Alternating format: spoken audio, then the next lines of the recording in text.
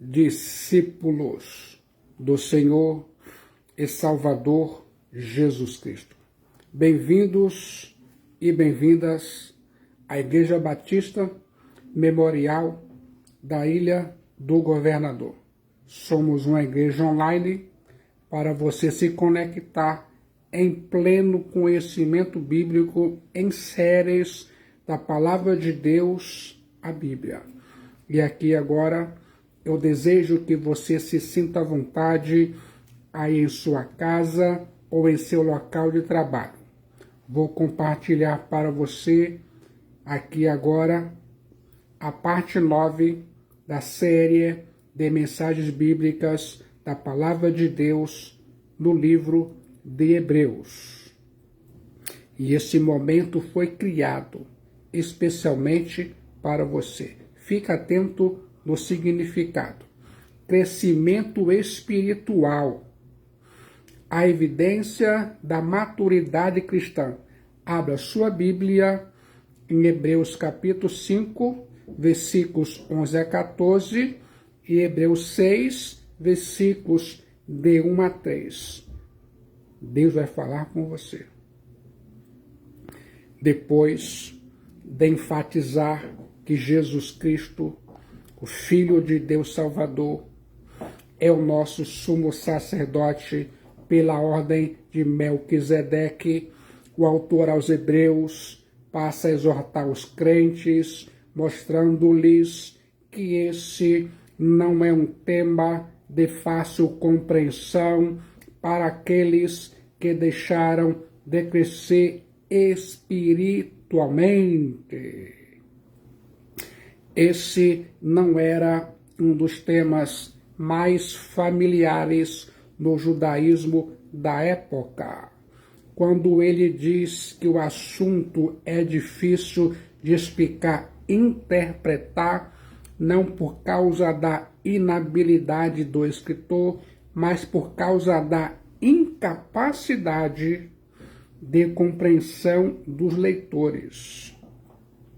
No texto em tela, o autor aos Hebreus subitamente interpõe sua reflexão para fazer uma exortação, uma vez que aquilo que o aflige é a preocupação ardente com o estado espiritual da igreja.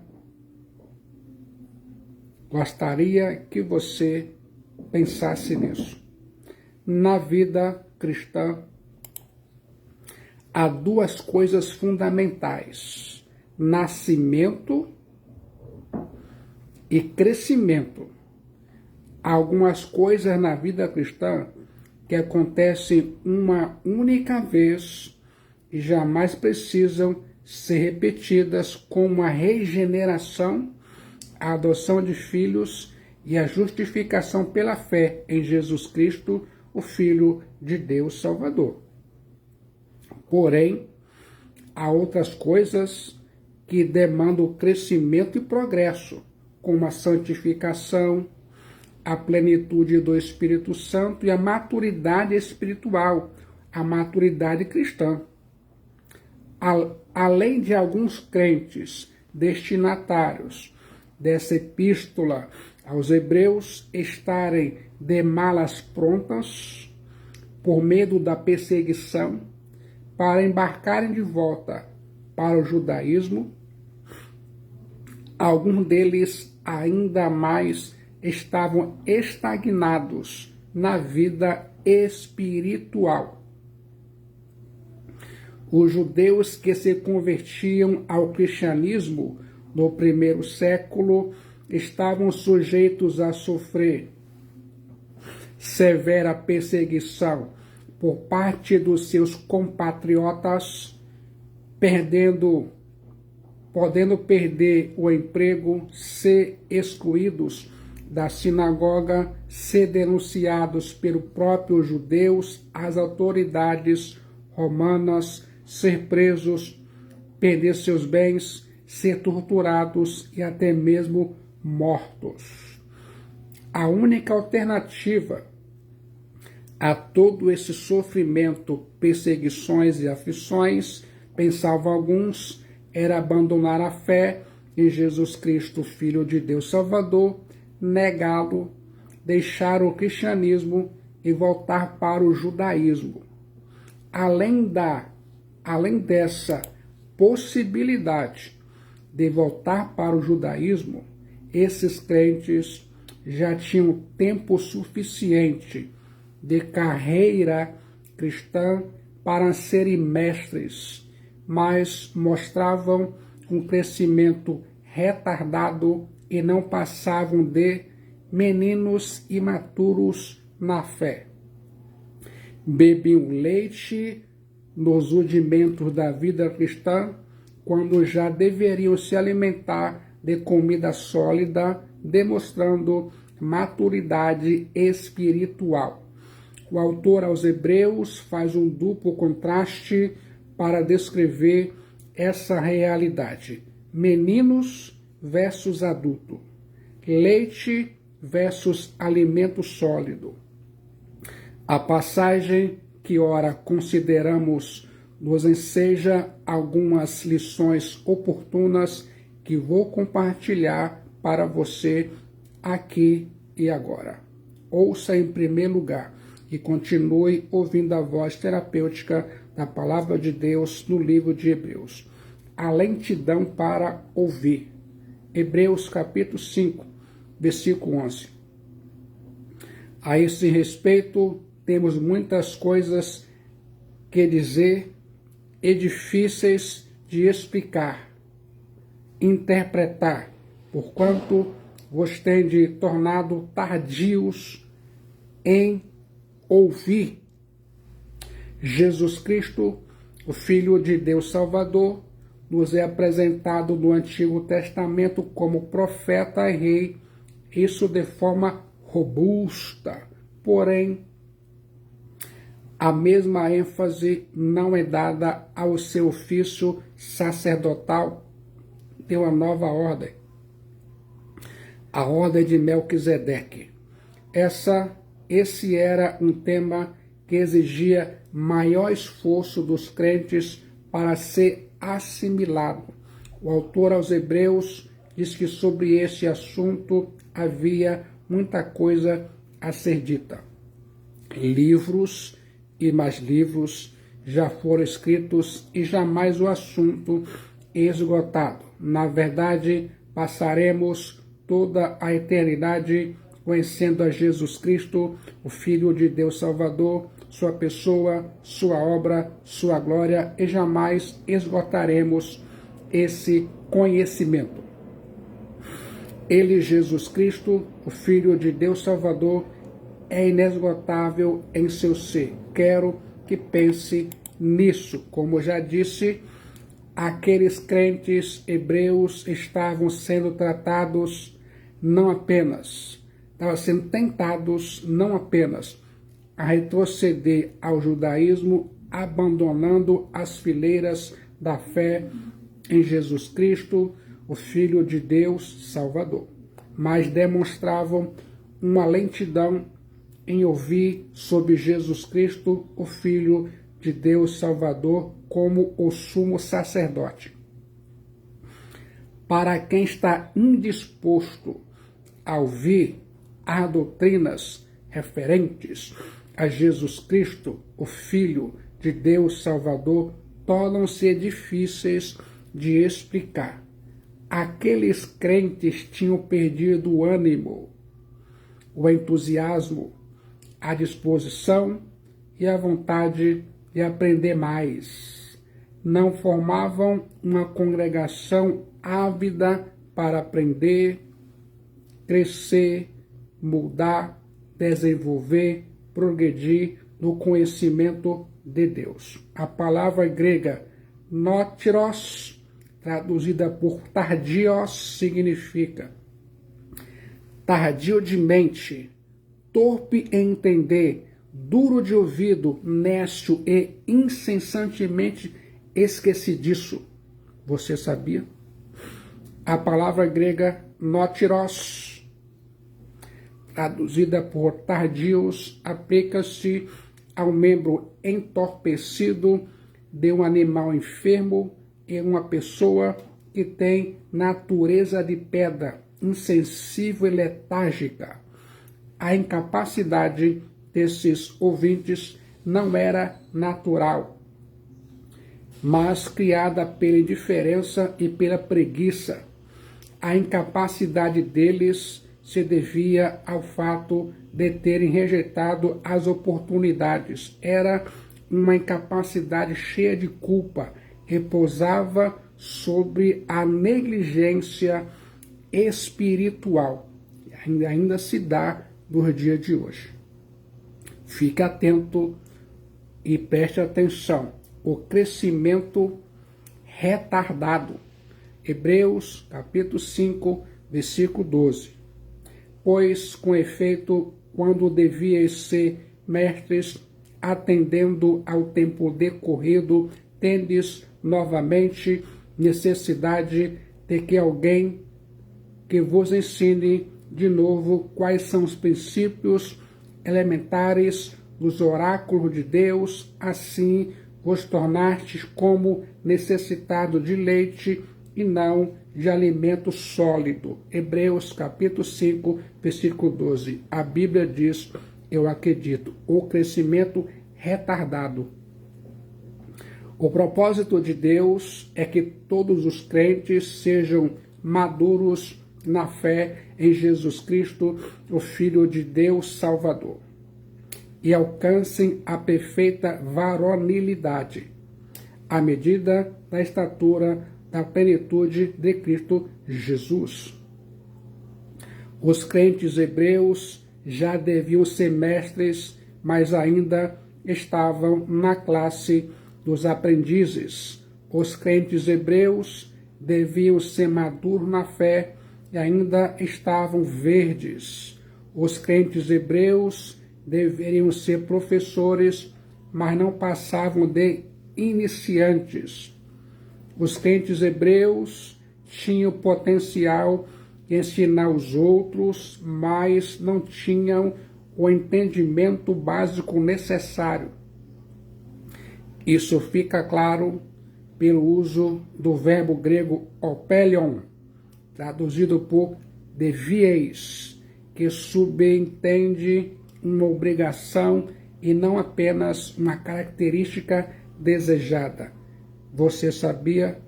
Os crentes hebreus, por sua vez, precisavam ainda ser ensinados por alguém sobre aquilo que já deviam estar ensinando a outrem.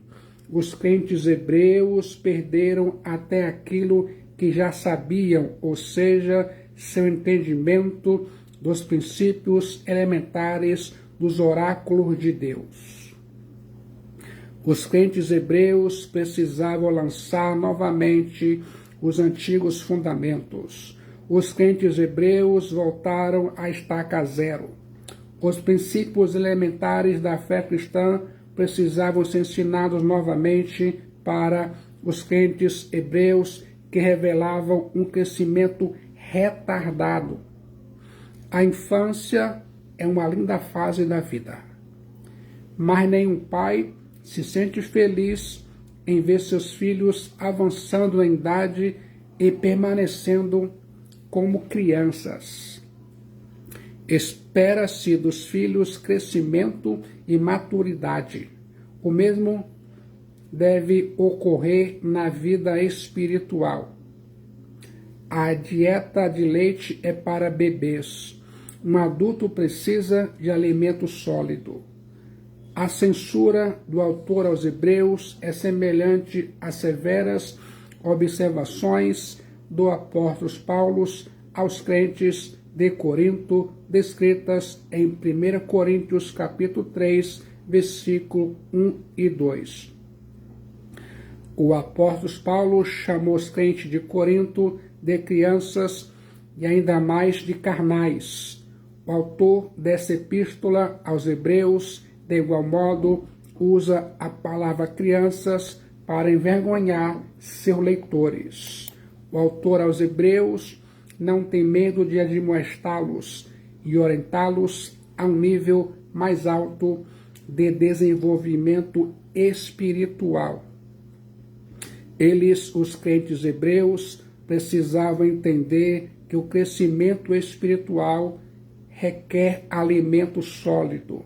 O contraste entre leite e alimento sólido não visa torná-los mutuamente exclusivos, mas sim sugerir um desenvolvimento normal de um para outro. A fase do leite é tão essencial quanto a fase do alimento sólido. É óbvio que um crente imaturo não é apenas um problema para si, mas, em certo sentido, um crente imaturo é um problema para si mesmo e se torna um fardo pesado para a igreja. Você sabia? Ouça agora a inexperiência na palavra da justiça. Hebreus capítulo 5, versículo 13. Ora, todo aquele que se alimenta de leite é inexperiente na palavra da justiça, porque é criança. A Bíblia diz, eu acredito. Onde os ouvidos são indispostos a dar guarida à palavra de Deus, o crescimento se torna retardado e a inexperiência na palavra da justiça é consequência inevitável. Crentes imaturos tropeçam na doutrina e na ética. Crentes instáveis, como crianças, vivem sempre discutindo os rudimentos da fé e jamais avançam rumo à maturidade cristã. Claudicam no conhecimento e fracassam no testemunho. A superficialidade na palavra de Deus, a Bíblia, desemboca na vulnerabilidade de suas atitudes. A criança precisa anteceder o homem. Ninguém quer permanecer criança perpetuamente. O apóstolo Paulo deixa isso claro em outra passagem. Quando cheguei a ser homem, desisti das próprias coisas de menino. 1 Coríntios 13:11. Os homens feitos não são sustentados com dieta de leite. Ouça agora as vantagens da maturidade. O alimento sólido dos adultos não está em oposição ao leite das crianças. O alimento deve ser adequado para cada faixa etária. Dar uma dieta de alimento sólido para uma criança não é adequado, assim como não é o dar leite para um adulto. Espera-se que uma criança deixe o leite para alimentar-se de comida sólida à medida que avança rumo à fase adulta. Assim se espera que um novo convertido amadureça na fé em Jesus Cristo, o Filho de Deus Salvador, e deixe de ser um bebê espiritual. O contraste entre o cristão maduro e a criança, o alimento sólido e o leite, ocorre com frequência no Novo Testamento. Você sabia?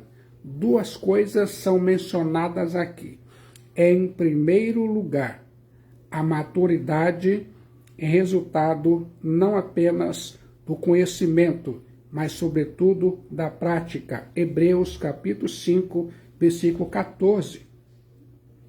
Mas o alimento sólido é para os adultos, para aqueles que, pela prática, têm as suas faculdades exercidas para discernir não somente o bem, mas também o mal. A Bíblia diz, eu acredito, um crente maduro não é necessariamente aquele que sabe mais, mas aquele que sabe aplicar o conhecimento que tem das Escrituras para viver de modo digno de Deus. O conhecimento sem a prática não produz maturidade espiritual. A expressão grega esis, traduzida por pela prática, significa pelo hábito. Essa palavra grega estes só ocorre aqui em todo o Novo Testamento.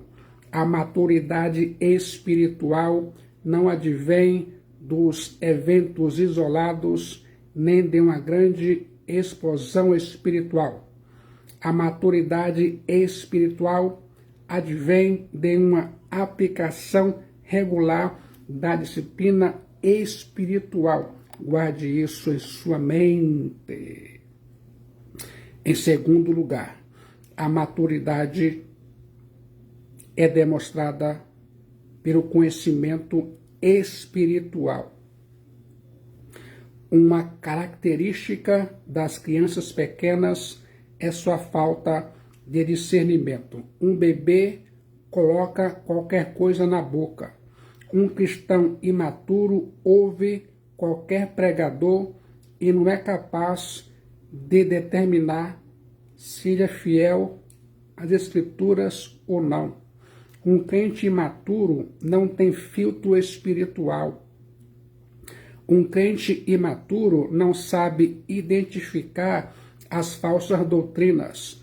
Um crente imaturo não é cuidadoso em sua dieta.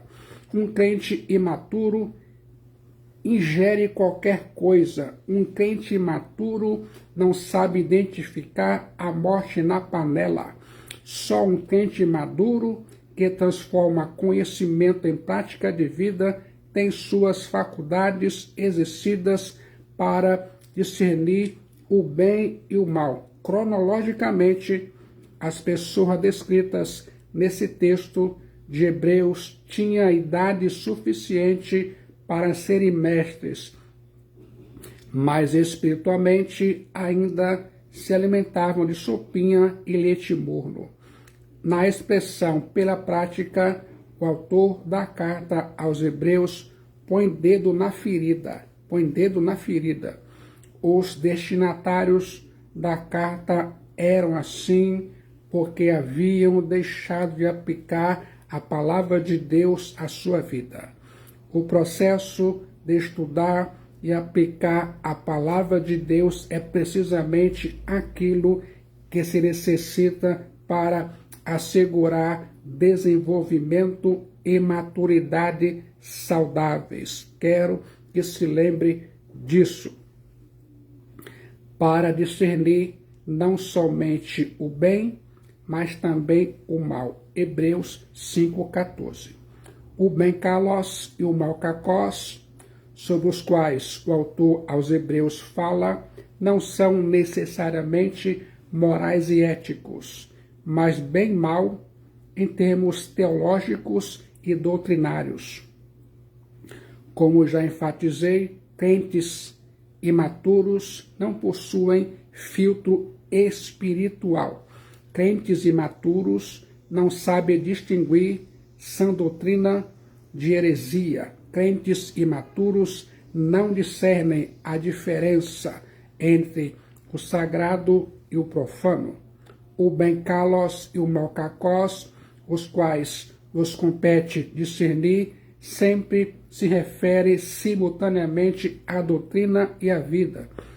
Estão em jogo não somente conceitos éticos, mas a capacidade e a séria responsabilidade de diferenciar entre doutrina benéfica e doutrina nociva. Guarde isso em sua mente. Ouça agora. Hebreus, capítulo 6, versículos 1 a 3. Uma jornada rumo à perfeição.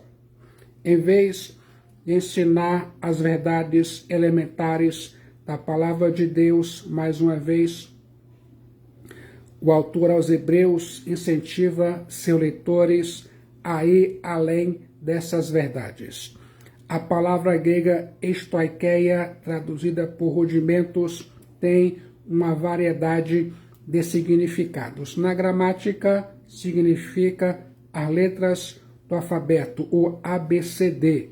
Na física, os 4 elementos básicos dos quais o mundo é composto. Na geometria, os elementos de prova como ponto e a linha reta. na filosofia os primeiros princípios nos quais os estudantes são iniciados. É claro que o autor aos Hebreus lamenta que depois de tanto tempo de cristianismo, seus fiéis não tenham sequer passado a linha divisória das verdades elementares da fé cristã.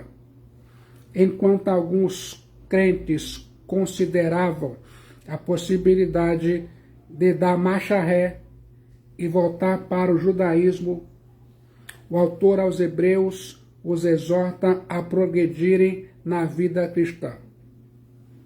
Muitos crentes estavam voltando às sombras depois de terem chegado à realidade.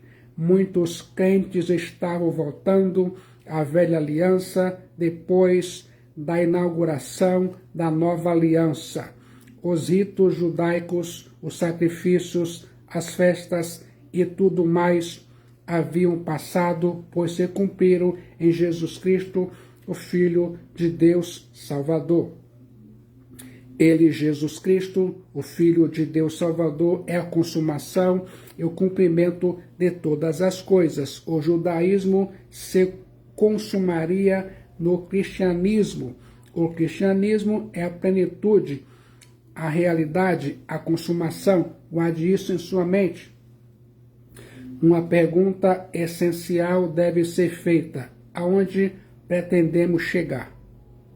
Qual é o alvo do cristão? Para onde ele caminha? O nosso alvo é a perfeição. A palavra grega teleiotes, traduzida por perfeição, tem um significado técnico especial. Preste bastante atenção. Pitágoras dividia seus estudantes em matanontes, aprendizes, e teleoi, maduros. Filon separava seus estudantes em 3 classes diferentes: arcomenoi, os principantes, procopitontes, os que estão progredindo, e teleomenoi, os que começaram a atingir a maturidade. O autor aos Hebreus diz que não podemos alcançar essa perfeição ou maturidade espiritual sendo tardios para ouvir ou demonstrando um crescimento retardado. Há uma coisa a ser feita e para isso são necessários empenho, esforço e dedicação. Para alcançar a perfeição, precisamos nos render ao propósito divino. O autor aos Hebreus usa a expressão deixemo-nos levar, que está na voz passiva, significando que, embora haja a necessidade de nossa consciência e nossa participação nesse processo rumo à perfeição, é o próprio Deus quem opera em nós e nos capacita. Outra questão vital é: o que é necessário para alcançarmos a perfeição? O que precisa ser feito? Em resposta a essa pergunta, a primeira coisa a ser feita é colocar de lado os princípios elementares da doutrina. Os destinatários dessa carta eram crentes judeus e consideravam o Antigo Testamento como o oráculo de Deus, a base de sua verdadeira religião. Tal base já fora lançada, esses oráculos apontavam para Jesus Cristo, o Filho de Deus Salvador, e já haviam cumprido em Jesus Cristo, o Filho de Deus Salvador, razão pela qual o crente deveria colocar isso de lado e prosseguir, não retrocedendo mais às cerimônias e aos ritos judaicos. Os crentes deveriam buscar somente Jesus Cristo, o Filho de Deus Salvador, em vez de serem de deterem nesses princípios elementares do Antigo Testamento. Todo edifício precisa de alicerce, mas somente de um. Lance-o uma vez e lance-o bem. Havendo lançado o fundamento, não tente relançá-lo periodicamente. Vá em frente com a construção da estrutura.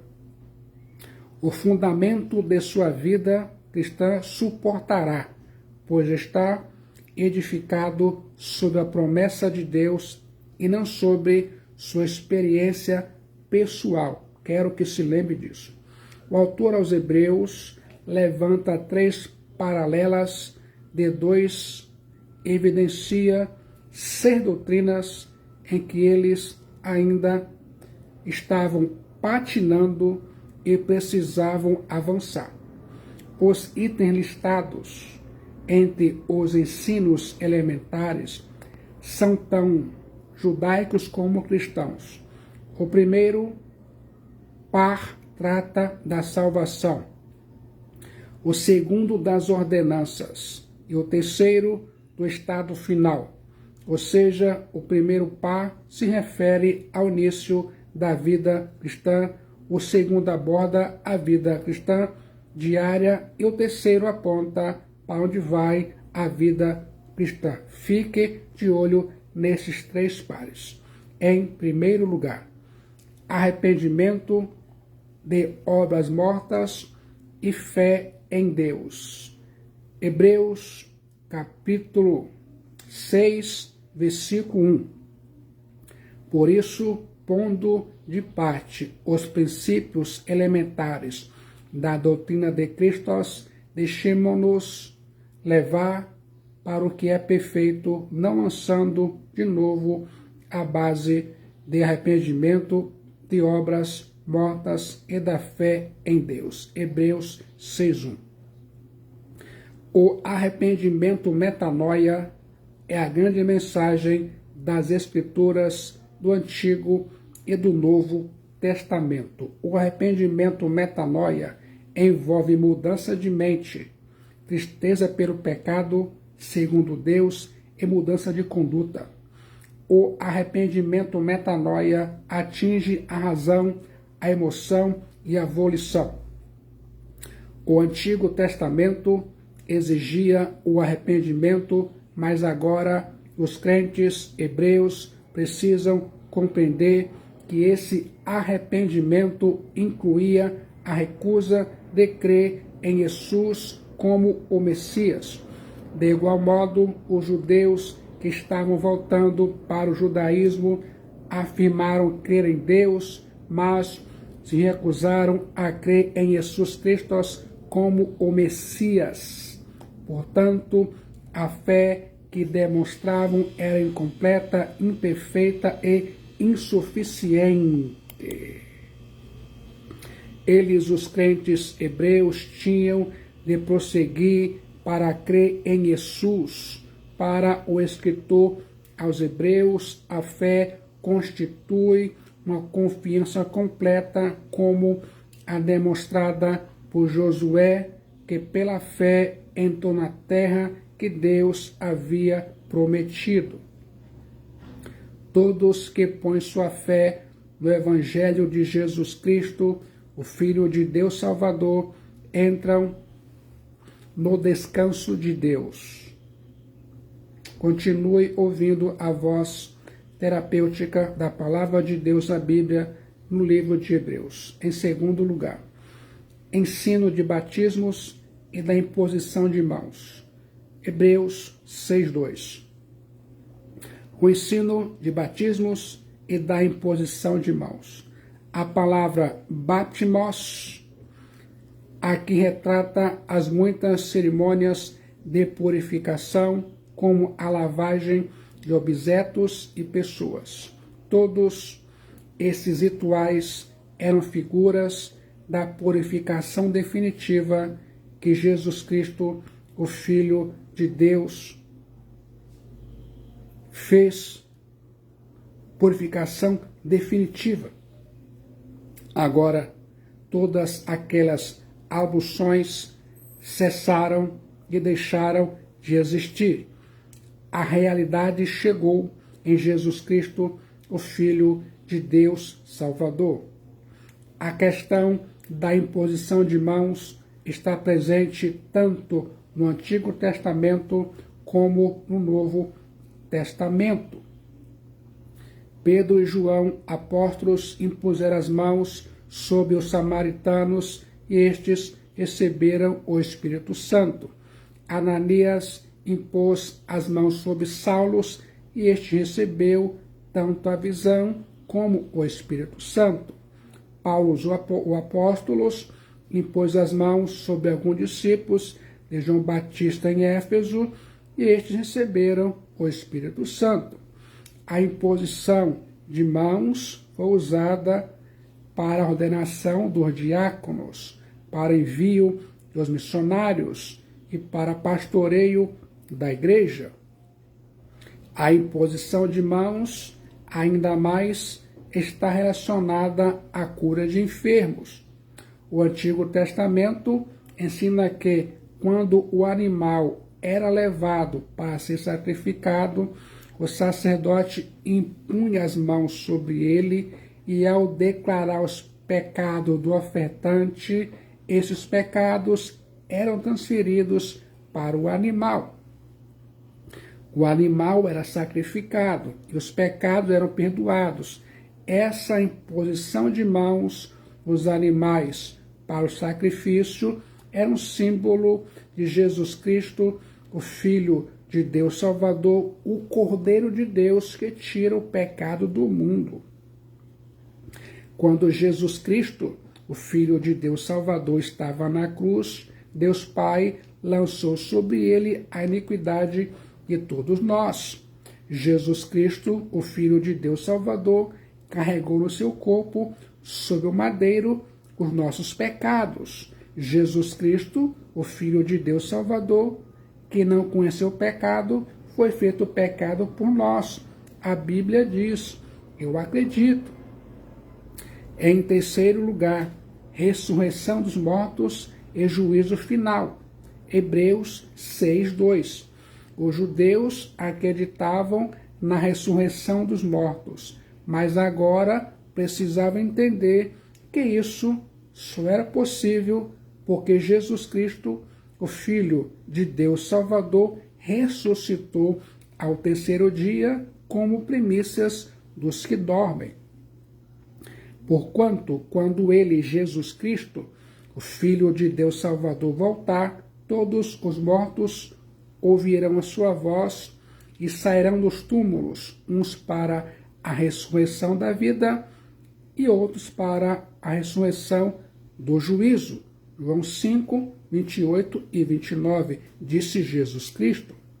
Os crentes hebreus precisavam deixar os rudimentos para compreender que Jesus Cristo, o Filho de Deus Salvador, é a raiz, o centro, a origem, o objetivo e o fim de todas as coisas. Os judeus acreditavam no juízo final. Os judeus sabiam que Deus julgaria os vivos e os mortos, mas agora precisavam entender que o juiz que julgará todos nesse julgamento será o Kyrios, Jesus Cristo, o Filho de Deus Salvador. Tudo apontava para Jesus Cristo, o Filho de Deus Salvador. Ele, Jesus Cristo, o Filho de Deus Salvador, é a consumação de todas as promessas do Antigo Testamento. A promessa de que Jesus Cristo, o Filho de Deus Salvador, retornará para julgar vivos e mortos é um ensinamento básico formulado nos 3 credos gerais da Igreja, o credo apostólico, o niceno e o atanasiano. O autor aos Hebreus faz a exortação e em seguida dá o encorajamento ao escrever. Isso faremos se Deus permitir. Hebreus 6:3. Calvino interpreta essa passagem da seguinte maneira: é como se ele estivesse dizendo: aqui não pode haver procrastinação, porque nem sempre haverá oportunidade de progresso. Não se acha o poder do homem arrancar-se do ponto de partida ao sabor de sua vontade. O avanço dessa nossa trajetória é dom especial de Deus. Gostou do conteúdo e significado sobre crescimento espiritual? Aqui agora se sente preparado a entregar sua alma para o sumo sacerdote Jesus Cristo, o Filho de Deus Salvador, no momento de decisão em Jesus Cristo, o Filho de Deus Salvador, sua alma é salva, seu destino é selado e muitos benefícios advirão. Venha para Cristo Jesus enquanto você ainda respira o ar da graça de Deus.